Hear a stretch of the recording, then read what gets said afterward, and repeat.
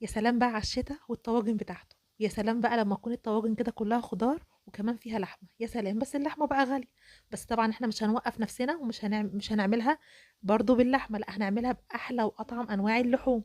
تمام. اللي قدامكم دي ده فخدة ديك رومي، الفخدة بتاعت الديك الرومي متقطعة، فاخدة منها بقى طبعا ده كان حوالي كيلو وربع منها.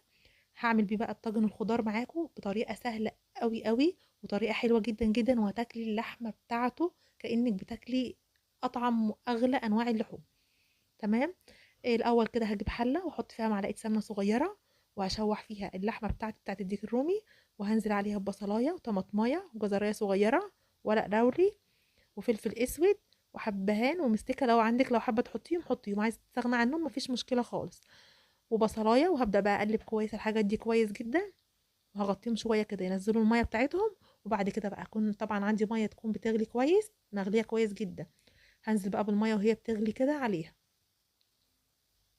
واظبط الملح بتاعي. طبعا انا هحط الملح بتاعي في الاول، انا مش مستعجله خالص على التسويه بتاعتها، لان انا لسه هسويها كمان بطريقه تانية هتعجبكم قوي برضو. كده بقى عملت معايا شوربه حلوه قوي قوي. شايفه الجمال، شايفه لون الشوربه، شايفه حلاوتها. بس هجيب بقى حله تانية وهنزل فيها بمعلقه سمنه، وهنزل كمان في السمنه ديت ببصلايه مفرومه معاها فص توم، بصلايه متوسطه مفرومه ومعاها فص توم. انا مش عايزه البصله تاخد اي لون خالص، انا يا دوب بس عايزاها تتدبل كده بس. هنزل عليها بقى بالفلفل الاسود والبهارات بتاعتي، بهارات اللحمه، وذره صغيره قرفه، لو حابه تحطيها حطيها، مش بتحبي طعمها ما تحطهاش. بس وهبدأ بقى اقلب كده، انا عايزه البصل بس يدبل معايا. وبعد كده بقى هنزل بعصير الطماطم،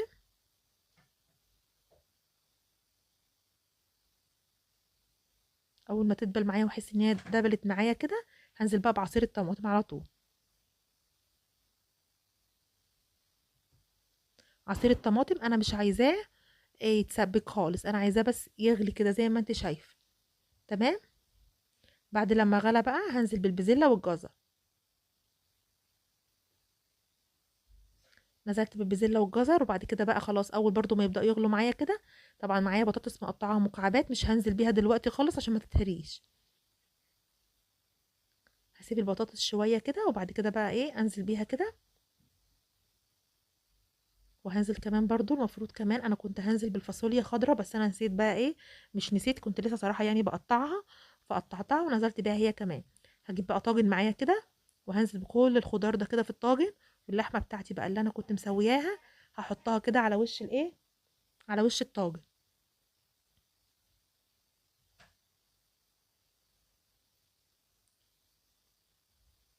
بس لو عندك بقى حته دهنه عايزه تحطيها حطيها، مش عندك ما تحطيش براحتك خالص. هاخد بقى من الصوص او الصلصه بتاعه الطاجن دي كده واحطها على الوش، وادخله بقى الفرن، هيقعد معايا في الفرن حوالي نص ساعه بالظبط. هطلعه بقى بالشكل القمر ده، شايفه الجمال، واللحمه بتاعه بقى دايب دايب مع شويه رز بقى بالشعريه كده. اكله جميله قوي وحلوه قوي وغنيه جدا جدا. في الشتاء ده جربوها، ما تنسوش بقى تدعموني بلايك وتشتركوا في القناه.